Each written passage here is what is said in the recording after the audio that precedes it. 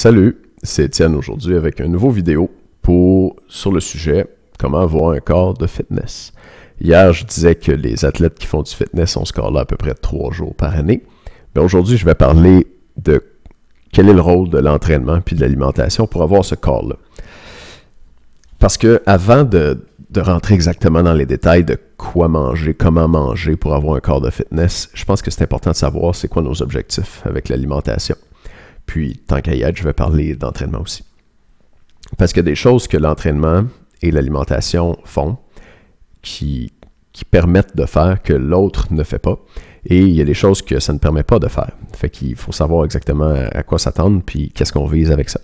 L'entraînement, dans un objectif d'avoir un corps de fitness, à mon avis, ça sert à deux choses. Ça sert à raffermir les muscles, bien sûr, avec la musculation principalement. Et puis, ça sert à brûler le gras borné. Le gras borné chez les femmes, c'est le gras qui est stocké généralement dans les fesses, dans les hanches et dans les cuisses. Donc, la fameuse culotte de cheval. Il va y en avoir aussi dans le ventre parfois. Puis, je pense que c'est une préoccupation qui est de plus en plus importante chez les femmes. Donc, peut-être que les femmes stockent du gras de plus en plus sur le ventre, mais traditionnellement, c'est la culotte de cheval chez les femmes. Et ce qui est spécial du gras borné, c'est que c'est le gras qui part en dernier. Donc, tu as des femmes, là, on va entendre ça des fois, qui disent « Moi, quand je perds du poids, je le perds tout dans les seins. Puis, j'ai encore du gras autour des hanches, par exemple. » Donc, ça, c'est parce que le gras, à différents endroits sur le corps, n'est pas pareil. Le tissu adipeux n'est pas pareil. Et il y a du tissu adipeux, donc ça, c'est le tissu dans lequel le gras est stocké, qui laisse aller son gras plus difficilement. C'est pour ça qu'on l'appelle borné. Et puis, donc, traditionnellement, chez les femmes, c'est les fesses, les hanches, les cuisses. L'entraînement, ça permet de se débarrasser du gras borné.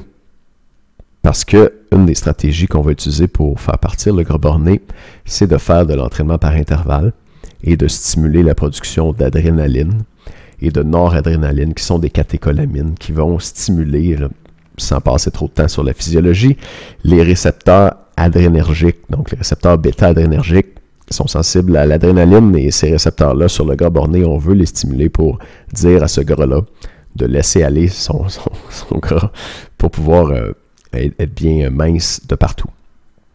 L'entraînement permet de faire ça. Remarque que je n'ai pas dit que l'entraînement, ça servait à maigrir d'une manière générale. L'entraînement, c'est bon pour le gras borné. Mais si tu fais juste t'entraîner, par exemple, si tu fais juste du cardio, tu ne perdras pas beaucoup de gras dans l'ensemble, de gras overall. Oui, on va utiliser l'entraînement de façon ciblée pour perdre le gras borné, mais pour perdre du gras, d'une manière générale, sur tout ton corps, là, l'important, c'est l'alimentation. C'est pas l'entraînement.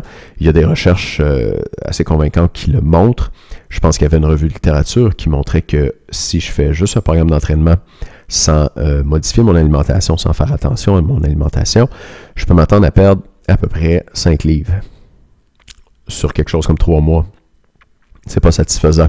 Puis si tu as déjà essayé de perdre du poids juste en, par exemple, faisant du jogging, ben tu as dû te rendre compte que ton poids n'a pas changé beaucoup sur la balance. Fait que ça, c'est entre autres parce que tu as fait un petit peu de masse musculaire dans tes jambes, mais aussi parce que si tu fais du jogging, tu vas avoir plus faim. C'est des mécanismes qui sont contrôlés finement dans ton corps. Puis si tu dépenses des calories à faire du jogging, ton corps va se revirer de bord et il va dire « Bon, ben moi j'ai dépensé 200 calories, je mange 200 calories de plus. » Donc, il faut contrôler l'alimentation également pour perdre du poids. Alors, ça, c'est le rôle principal de l'alimentation, c'est de perdre du gras sur tout le corps. Par contre, pour le gras borné, on va utiliser l'entraînement. Mais pour la grosse job de perte de gras, là, on va se fier à l'alimentation. Et l'alimentation a un rôle secondaire pour favoriser le raffermissement des muscles et du corps. Donc, ça va être important d'avoir un apport en protéines suffisant et même plus élevé que ce qui est recommandé pour la population générale pour favoriser le raffermissement des muscles. Donc, pour avoir un corps mince et ferme, je vais utiliser l'alimentation pour perdre du gras et je vais utiliser l'entraînement pour raffermir mon corps. Je vais favoriser ce raffermissement-là avec l'alimentation en mangeant plus de protéines. Et je vais utiliser l'entraînement de façon ciblée pour brûler le gras borné à la fin de ma perte de poids, dans le fond. C'est ça, pour en faisant l'entraînement par intervalle. Donc ça, c'est le rôle et les objectifs de l'alimentation et de l'entraînement pour avoir un corps de fitness.